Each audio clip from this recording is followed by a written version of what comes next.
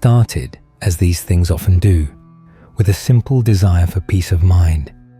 My name is Dan, and I live alone in a house that's a little too big for one person, a relic of a life I thought I was going to have.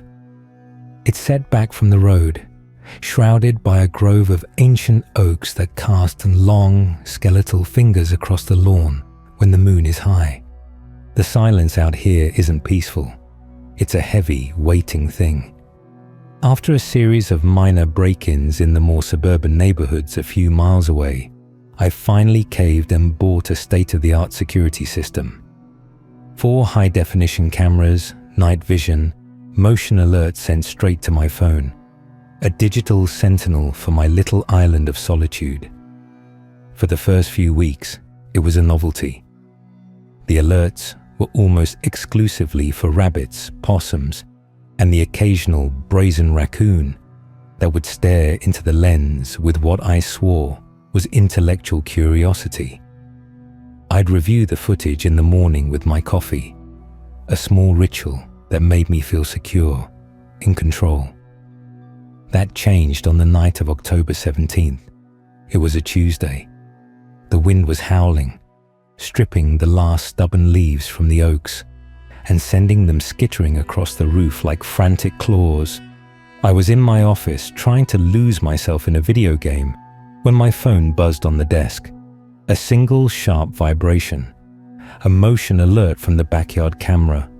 I sighed, expecting another raccoon siege. I tapped the notification, and the live feed opened. The screen was rendered in the familiar grayscale green of night vision. The grass, the fence, the dark shapes of the trees at the far end of the property, all exactly as they should be. Nothing. Probably just a branch, or the wind shaking the camera itself. I was about to close the app when a flicker of movement at the very edge of the frame caught my eye. I leaned in, squinting. There was something there, just beyond the reach of the camera's main field of view, near the tree line. It was a shape, tall and impossibly thin. At first, I thought it was a sapling, a young tree I'd never noticed. But the wind was whipping everything else into a frenzy, and this thing was perfectly, unnaturally still. I held my breath, waiting. For a full minute, nothing happened. Then, it moved. It didn't walk. It didn't shift its weight. It simply unfolded. A series of jagged, segmented limbs extended from its core. Not like arms and legs, but like the parts of a carpenter's rule. All sharp angles and impossible joints. It took a single, lurching step forward, into the clearer part of the lawn, and my blood ran cold. The thing was maybe 7 feet tall, a mess of conflicting geometries. Its torso was a narrow, elongated cage of what looked like blackened bone or chitin. Its limbs were too long, its head a featureless oval shape that swiveled on a stalk-like neck with a series of tiny, jerky movements. But the worst part, the part that made the coffee I drunk hours earlier curdle in my stomach, was its gait. It didn't move with the fluidity of an animal. It moved like a broken animation, a series of freeze frames stitched together. One moment, it was 10 feet from the tree line. The next, it was 5, with no transition in between. It would be perfectly still. Then its limbs would be in a new position. Its body teleported a few feet forward. My brain screamed at me, a primal klaxon of terror. This was wrong. This was a violation of physics, of biology, of reality itself. I fumbled with my phone, my fingers numb, and switched to the recorded footage for that camera, rewinding to the moment of the alert. The timestamp read 11:47 p.m. The footage began with an empty lawn. Then, at 11:47:03, the thing was just there. It didn't walk into the frame. It didn't drop from a tree. One frame, emptiness. The next frame, this glitch in the fabric of the world was standing at the edge of the woods. It stood for exactly 47 seconds, a statue of nightmare fuel. Before it began its stop-motion advance towards the house. I watched, paralyzed, as it traversed the 50 yards of my backyard in less than a dozen of those horrific non-motion steps. It stopped about 10 feet from the back porch, its faceless head tilted up, and I knew, with a certainty that chilled my soul, that it was looking at the camera. Not past it, not at the light on it, but directly into the lens. It was aware. It raised one of its spindly, multi-jointed arms. The hand, if you could call it that, was a cluster of 2 long, twig-like digits. It made a gesture, a slow, deliberate curling of its fingers, and then it pointed directly at the camera. My phone screen flickered. The image dissolved into a storm of digital static for 3 full seconds. When it cleared, the lawn was empty. The thing was gone. I sat there in my office chair, the cheerful sounds of my video game a stark, mocking contrast to the cold dread pooling in my gut. My heart was a frantic drum against my ribs. I ran to the back door, deadbolted it, and then did the same for every other door and window on the ground floor. I spent the rest of the night on the couch with all the lights on, a baseball bat in my lap, jumping at every creak and groan of the old house. The next morning, in the clear, unforgiving light of day, I almost managed to convince myself it had been a dream, a waking nightmare brought on by stress in the late hour. But the footage was still there on my phone, saved in the system's cloud. I downloaded it to my laptop and opened it in a video editor, my hands trembling. I went through it frame by frame. The moment of its appearance. Frame 1472, empty lawn. Frame 1473, the thing is present. There was no blur, no motion smear. It was a binary event, 0, then 1. I analyzed its movements. Its steps weren't steps at all. It was deleting itself from one point in space and redrawing itself in another. Between its positions, there was nothing, just the empty lawn. It was a living skip in a reel of film. And then I saw it, something I'd missed in my initial, terrified viewing. During the 3 seconds of static, just before the feed cut out, there was a single frame that wasn't static. It was a clear, crisp image. The thing's featureless face was pressed up against the lens, so close it was distorted. And in the center of that smooth oval surface, a single vertical slit had opened, like the pupil of a goat's eye. It was staring right into my soul. I slammed my laptop shut and vomited into the wastebasket beside my desk. For a week, nothing happened. The cameras recorded only the normal, mundane life of the property. I stopped checking the alerts. I stopped sleeping through the night. Every shadow in the periphery of my vision became that spindly, jerking form. Every noise was the sound of its impossible feet, or whatever it used to move, touching the ground. I was a ghost in my own home, jumping at phantoms. Then, on the 8th night, another alert. 2:13 a.m. a front porch camera. I didn't want to look. I truly didn't.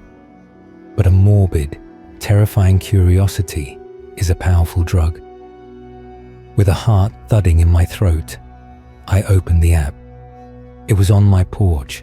It was crouched, its insectile limbs folded tightly against its body, its featureless head tilted as it examined my welcome mat. It reached out one of those twig finger hands and traced the word welcome with a single needle-like digit. Then its head swiveled a full 180 degrees to face the camera. The movement so swift and unnatural it made my spine ache in sympathy. It stood up, unfolding to its full, terrifying height, and took one of its skipping steps towards the front door. It was now directly in front of it, blocking the view of the yard beyond.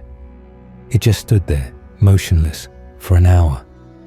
I watched, unable to look away, my body frozen in a state of pure, undiluted fear.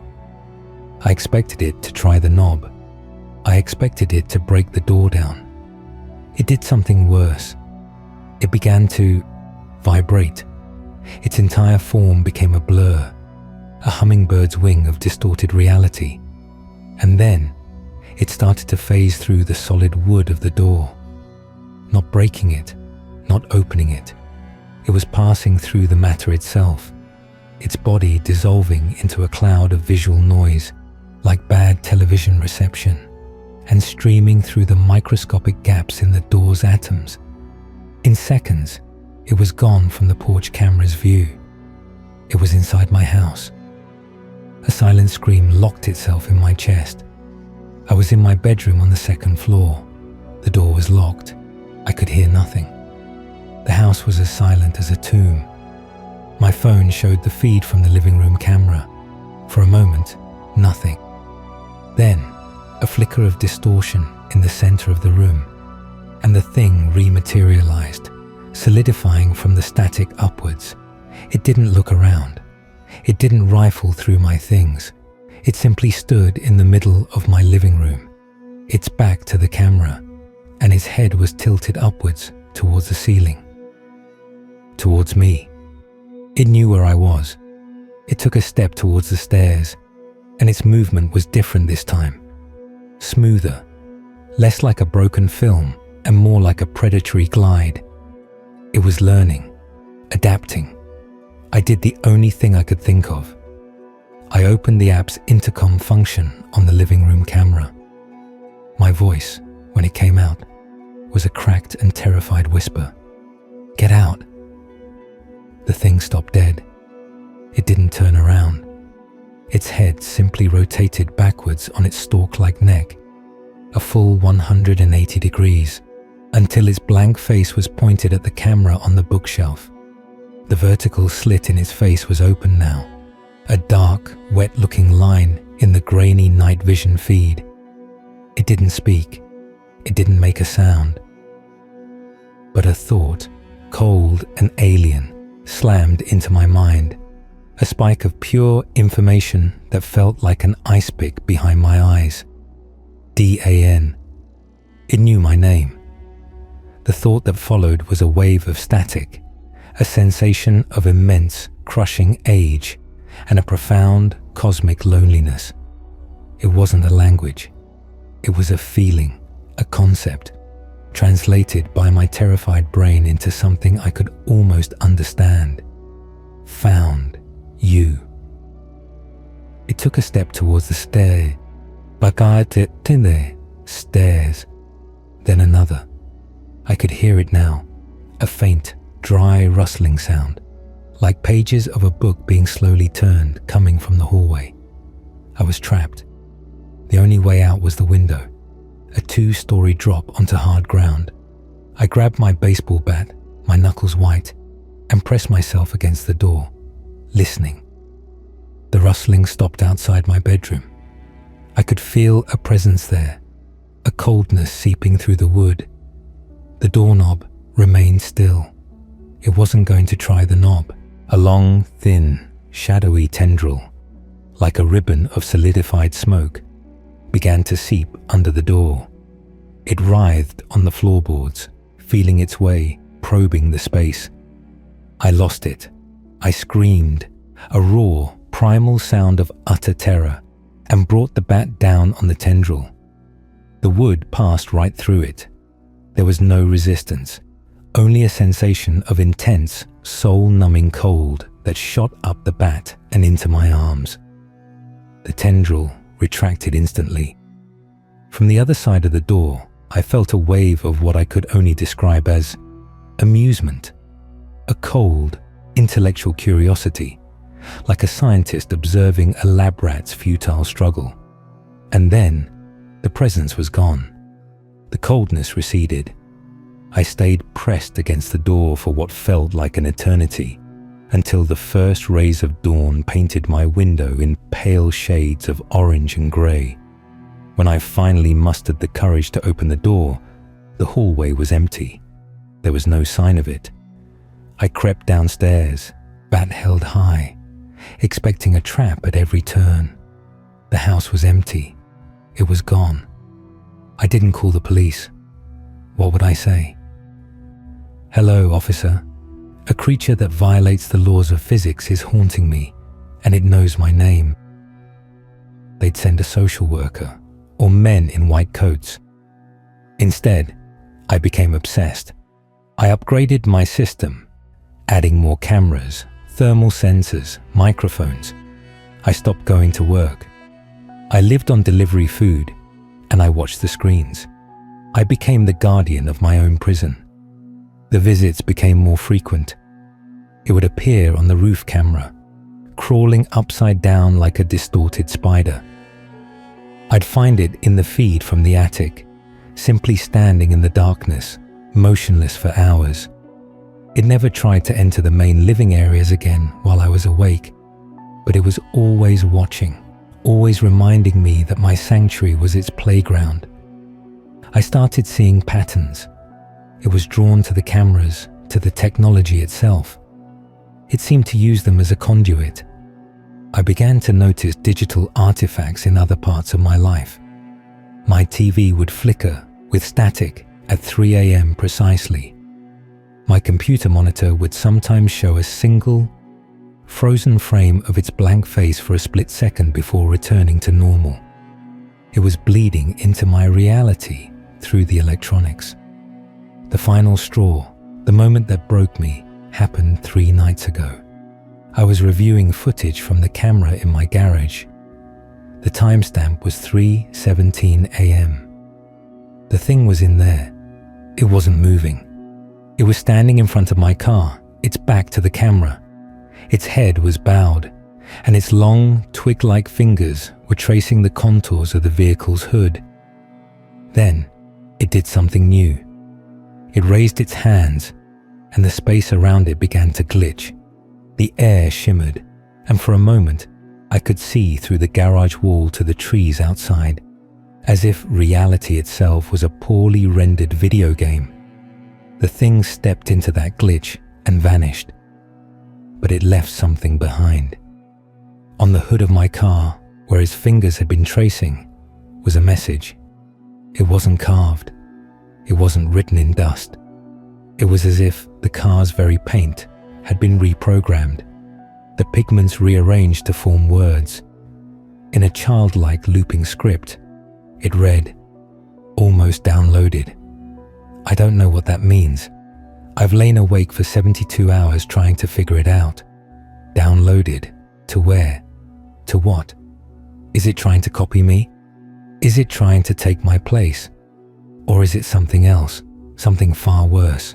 The cameras are my only window into its world, but I'm starting to think they are also the door it's using to get in. Every alert from my phone now feels like a death knell. The silence between them is even worse. It's in the system now, in the wires, in the code. I can feel it when I scroll through my phone, a cold spot in the data. I can see its influence in the corrupted files on my laptop, images of its form slowly resolving from the digital chaos. Last night, I saw myself on camera. I was reviewing the living room feed from the previous day. There I was, walking from the kitchen to the couch with a bowl of cereal. And then, for a single frame, 1/60,000th of a second, it wasn't me. The figure on screen was the thing, wearing my face like an ill-fitting mask, its movements a perfect mocking imitation of my own. It was practicing. I'm publishing this. I'm uploading all the footage to a cloud server with a timed release. If I disappear, if you stop hearing from me, it will all become public. Maybe someone out there will understand. Maybe someone will know what this thing is and how to stop it. But I have a terrible, sinking feeling that it's too late for me. The download is almost complete. I can feel a coldness in my thoughts that isn't my own. I see static when I close my eyes.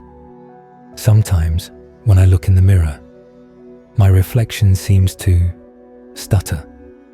It's here with me now. I can feel it watching from the dark eye of the camera on my desk. It doesn't need to hide anymore. It has won. My name is Dan, and soon I won't be me anymore. So if you see me on the street and I seem a little off, if my movements seem a little too sharp, a little too digital, don't say hello, just run.